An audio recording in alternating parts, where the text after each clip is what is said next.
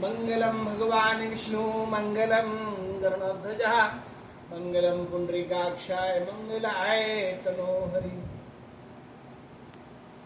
श्री गणेश जी की असीम कृपा से, भोलेनाथ जी की महान कृपा से महामृत्युंजय अनुष्ठान करने कराने का शुभ अवसर प्राप्त होता है।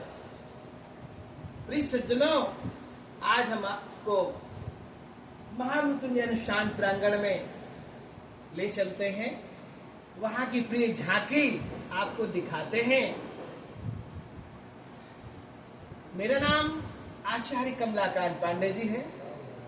भगवान की बड़ी कृपा है, मैं धन्य अपने आप को मानता हूँ।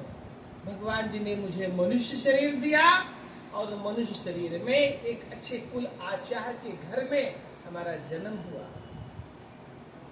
यही प्रार्थना प्रभु से है, अंतिम श्वास तक मैं आपका भजन पूजन अनुष्ठान करता रहूं। प्रिय सज्जनों, आज मैं बताना चाहता हूं आपको, ये अनुष्ठान कराने से क्या फल मिलता है और क्यों कराना चाहिए। ये अनुष्ठान जब भी समय मिले तो भगवान से प्रार्थना करके, बिना भगवान की प्रार्थना से कार्य सफल नहीं होता है। विद्वान आचार्य को अपने घर पर बुलावें और अपनी हस्तरेखा, अपनी कुंडली को दिखावें। विद्वान आचार्य देखेंगे, जो भी समस्या होगी आपके जीवन में उसका निराकरण करेंगे। थोड़ी बहुत समस्याएं होंगी तो रुद्राभिषेक से काम चल जाता है। अगर भयंकर समस्याएं हुई, जैसे एक्सीडेंटल योग हो, जीवन में दुर्घटना कारक मार्केस हो, तो महामृत्युंजय भगवान की शरण में जाना चाहिए। भगवान महामृत्युंजय का अनुष्ठान, भगवान महामृत्युंजय जी का जाप 1,40,000 मंत्रों से अवश्य कराना चाहिए। और जिस समय अनुष्ठान पूजन हो, ब्रह्मचर्य का पालन करें। घर में लहसुन प्याज वर्जित होना चाहिए। अनुष्ठान पीरियड में चाहे मंदिर में कराएं या अपने घर के प्रांगण में कराएं।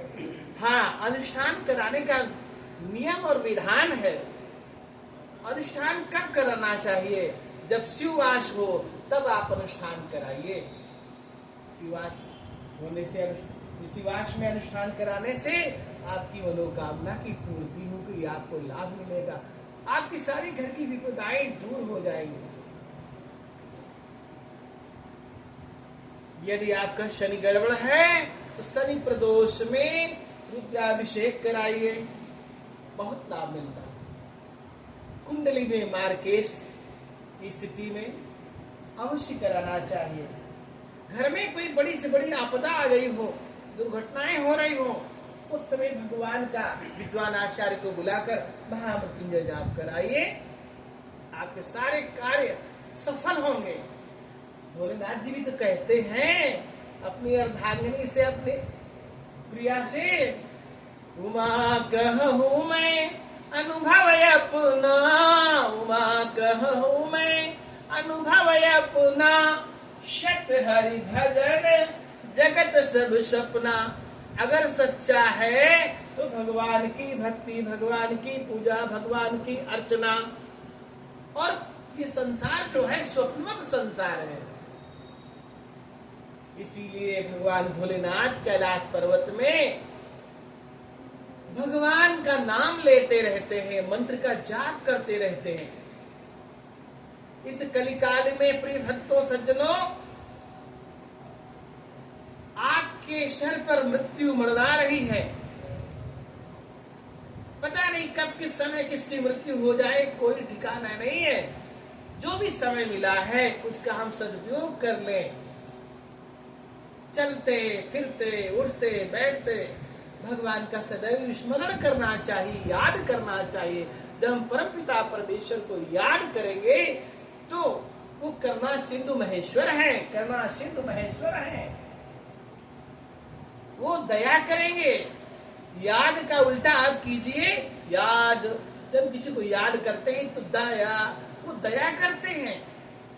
थोड़े से पत्र पुष्प में प्रसन्न होने वाले भगवान ऐसे भूतनाथ का पूजन, अनुष्ठान, रुद्राभिषेक, मंत्रों का जाप विद्वान आचार्यों से अवश्य कराइए। आपको, आपके परिवार को अवश्य लाभ होगा। बोलिए श्री शंकर भगवान की जय। गुरु जी, एक प्रश्न है।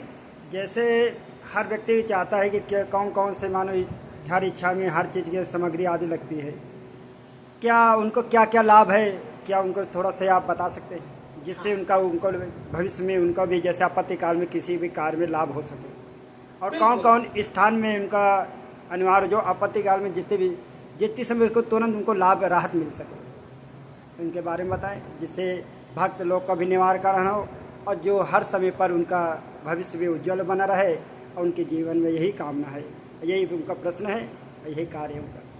देखिए, इस कलकाल में तत्काल लाभ लेना चाहते हैं, तुरंत लाभ मिले, तो हमें किसी की शरण में जाना चाहिए, किसी आचार्य की शरण में जाइए।